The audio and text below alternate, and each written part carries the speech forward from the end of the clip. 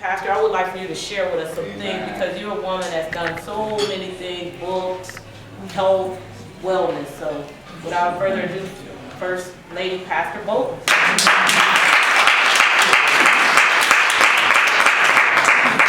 Amen. I'm just so grateful to be here. I thank God for you and what you're doing, Linda. When we had to come back from Florida to here, Linda was walking around the community delivering announcements about the AIDS awareness and other things that she was doing at AACP. And we were there, and she walked in, gave me the information, and immediately we started announcing it. So I told her, you know, when we got back, we had a lot of work to do. When Bishop Melvin passed, the church was down to about 35 members when we got back. And so, praise God, we're at about 200 or more now in a year's time. And we just want to make sure we're making an impact. Everyone will not stay. Some will leave, but before they leave, they can honestly say that we've done something to impact them. So I'd like to say, back in 1994, the way I got into herbs and health and studying, I married as a virgin at 27 years old in March of '93. My mother was still living. My mother died of diabetes at 58 years old. It had destroyed her body. She had 7 laser treatments on each eye. She was legally blind before she passed. She was on kidney dialysis. I don't know the names, but the kind where it would connect to the abdomen area, and she had it 3 times a day. Miss Hunter, Mary Hunter, was her nurse and took care of my mom, the one that just passed, Antoinette Hunter, or Hilliard's mother. She had 5 bypasses, which was around 1990, 91. Her and Dad were in Chicago looking for furniture for the new home that after so many years of giving his life, at Progressive 19 years, the deacons rose up against him. He shook the dust from his feet. I was 9 years old when I was crying, and we walked out of Progressive, and then he started True Love in the 70s. And he died at True Love until 2001 when he passed. So all those years of seeing Mom, and she was dealing with sickness. She had my brother Javon at 42, and with the stress of the Progressive and the deacons raising up and Daddy putting his sweat, blood, and tears into Progressive, starting with 5 members when they called him there in a wet basement. And he used to tell us that God blessed them. He built 2 churches with Progressive. Yes, and that the one that's there now, his name is on the cornerstone. And so Mom going through all this stress, we had threats on our life. We had 3 Ku Klux Klan crosses burned in front of our yard. Before I was born, even when I was young, I remember one of them. We had rocks thrown in our house with notes on it that said, "Get out of town, niggers, we're gonna kill you." And my dad was always trying to give his life for boycotting, and Jesse Jackson came and was a part of my dad's 2-day funeral and did the eulogy Friday night, but he was always trying to give his life. So my mom was always trying to keep him lifted up, and she had to take care of the 9 kids. He didn't want her to work, and I saw them have a wonderful marriage, and she married him as a virgin at 19. So that inspired me to remain a virgin until I was 27 when I got married. Well, I was telling you, I got married in March of '93 and didn't know, knowing my husband, my ex-husband, 6 years and engaged 2, he was married to another woman, and I didn't know it. So when we did the licensing here, back then the internet in '93 wasn't the way it is now, so there was no way to know by state that he had a license in Illinois. So now you can check that, just like a criminal record, you can check worldwide and nationwide. But anyway, going through all that to say, I went through that, almost had a nervous breakdown, gained weight from a 10-12 to an 18-20 in 7 months from stressing. And my Uncle Albert, my mom's brother in Alabama, called me and said, "Niece, we heard what happened with Rollin, and we are so sorry. We heard your hair is coming out, you've gained weight. I want to do something to help you, and I need to get you on some colon cleansers and some herbs to help you lose that weight. You've never been that big, and to grow your hair back." This was years ago. My hair used to be down here, and I cut it, of course, after it broke off several years. But anyway, so got on the herbs. Now I'm telling you this because of the tragedy. God turns your tragedy into treasure. He turns your mess to a message. Your misery becomes your ministry, and your test becomes your testimony. So with me going through that and gaining that weight and becoming large, and he was worried about me, I started on the herbs. Now, whether it's herbs or you just cold turkey start eating healthier, whatever it takes, something needs to shake you and say, wake up. And so seeing my mother pass, 58, from this deadly disease of diabetes, because diabetes, your sugar levels are too high in your blood, and your blood drags like jam. That's why your circulation's bad. And then it affects the kidney, then it affects the liver, then it affects your eyes, then it affects everything, because then your brain, and then Alzheimer's, because the blood can't flow to the extremities, and then the feet. You get your feet hurt, they have to cut them off because the blood can't get to the toes. So all this education, I started studying it. And then I got on the herbs, lost weight, back to a 12, 14 in 3.5 months. I said, this stuff is amazing. All I did was colon cleansing, psyllium hull fiber, aloe vera inner leaf, and I did a dewormer. I had worms the length of my arm. I have pictures of them to this day that came out of me. I wasn't sick, but I didn't know humans can have worms like that. And these worms can make you crave, and that's why a lot of times when kids are fidgety, in the South, they say, you got worms, come here and take this worm medicine. And the parents would give them, the grandparents would give them that. We get to the city, left the South, we stop deworming.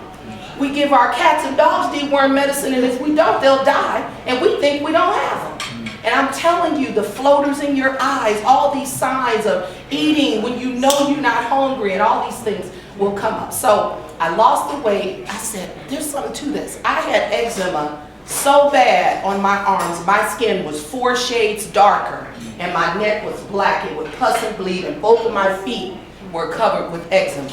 Since I was a kid, Dr. Gilbert on Berry Street was our dermatologist, but the creams only help with the itching. So when my uncle sent me these herbs, I started losing the weight, my hair was growing back, and then my skin started clearing. I said, this stuff is amazing. And to this day, you still can't tell I had it that bad, where I would take a brush and just brush my feet, and it would stick to my pantyhose. By the time I got home, I had to peel my pantyhose off my feet because a scab had started forming from itching. So I'm sharing this with you that all of what going through the bigamy with my husband, he married to another woman while we were married, and here I had saved myself 27 years, rejected by many men when they knew you weren't going to give it up. I was telling the young lady there, we're helping the young ladies when the baby's here. Why can't we teach them to close your legs?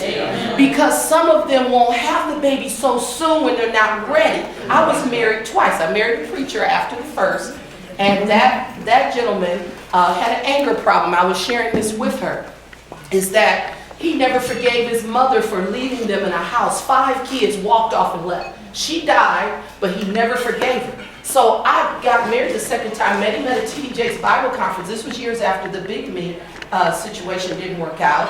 And I was disappointed, but here it is, a preacher. I'm like, okay, well maybe this. Daddy was like, I think you got a good one.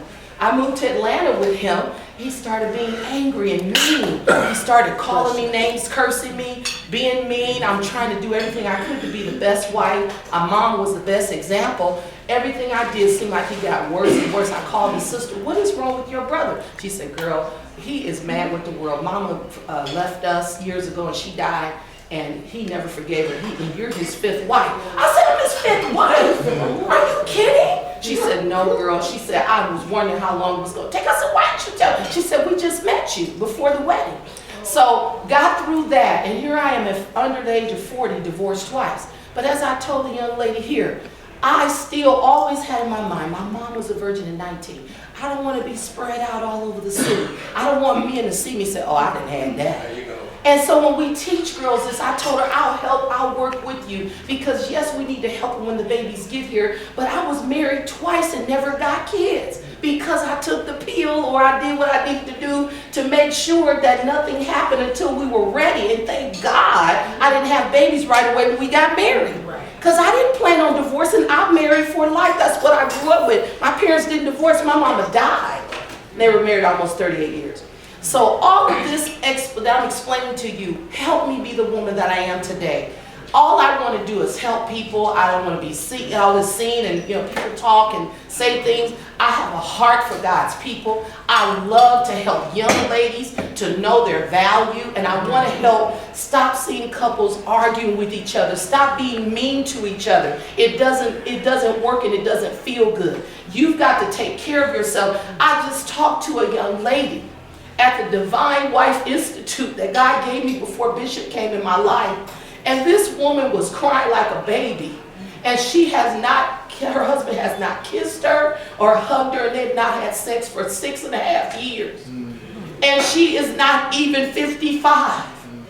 And my heart went out. She pulled me to the side after the class. We have women in that class. It's not that I know everything. That's not why the class came about. The class, I have ambassadors, been married 53 years, 48 years. A lady took the Divine Wife class, 48 years of marriage. And the first class, she said, Pastor Rhonda, with tears falling down her face, she said, I want you to know, that class of becoming a better woman inside changed me, and my husband's acting better, our home is better. He coming to church every Sunday, and I'm dressing better to be appealing to him at home and in prayer. And I want you to know, even though you're 51, you changed my life, what you taught us in that one class. And she's been married 48 years. She's not thinking she know it all.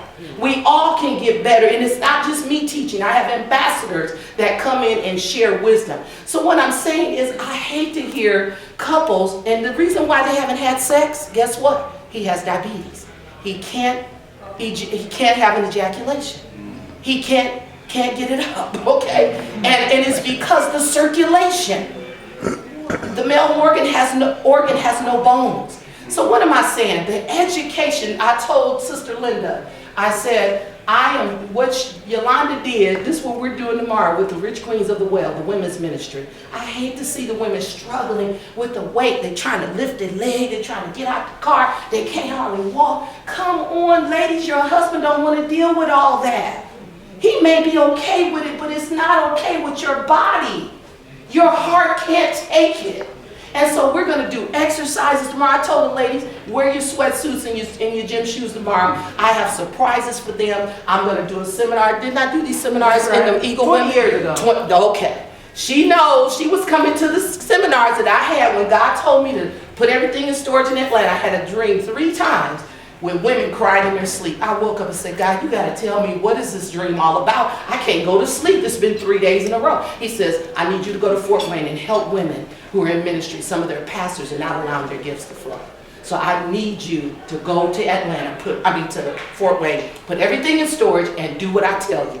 I started an Eagle Women's meeting to help them build business and to give them a place to come. He said, don't ask them to bring one thing and give one donation. They've got too much stress on them.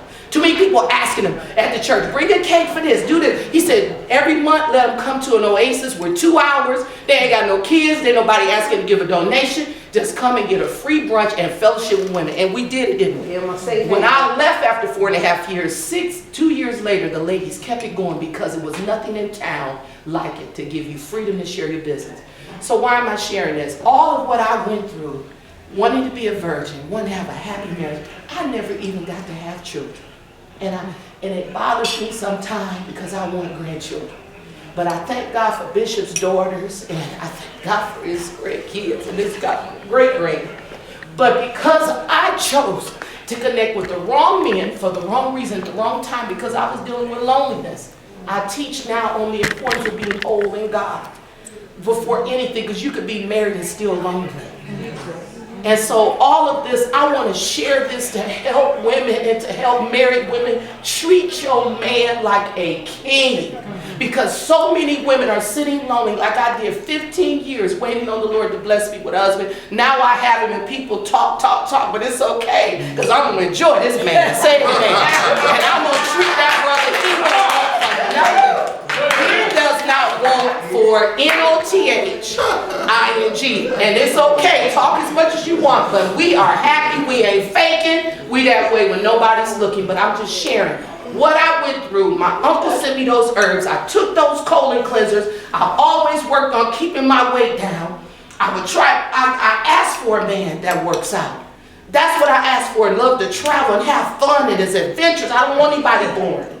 You know, somebody wouldn't be intimidated by the anointing on my life. I didn't ask to be the Rhonda I am. God gave me these gifts and a desire to love people. And I needed a man that would not fight that. So I know we got to go. But anyway, I just wanted to share, tomorrow we're letting those women get the exercise, get the herbs. I'm giving them some colon cleansers so they can see, oh my God, my belly went down. Because your colon, all this we ate tonight. And we usually don't eliminate as much as we need to when we eat 3 meals a day. And so that alone, without exercise, will make you lose, because John Wayne's colon had 79 pounds of old food still in it when he died, when the autopsy. So we're going to teach that tomorrow. Linda wanted me to share that with you. I didn't mean to share the whole story, but I think it helped some of you to know. People that have good intentions, and people say things that don't know a person. You know, they don't know what they've been through. You know, to see the glory, but you don't know the story. And I prayed and fasted, and God answered my prayer. But I had a responsibility to slap it and strap it. And I told her, I said, I want to help those girls before they have the baby, and then the baby die in 3 months. Poor baby. But mama needs to wait and close it and say and spank yourself, and to sit down and tell the boy, let the boy tell you, I don't want you there, or don't call you. I went through the rejection, and it doesn't feel good. But my brother Marshall said, rejection is God's protection. God bless you.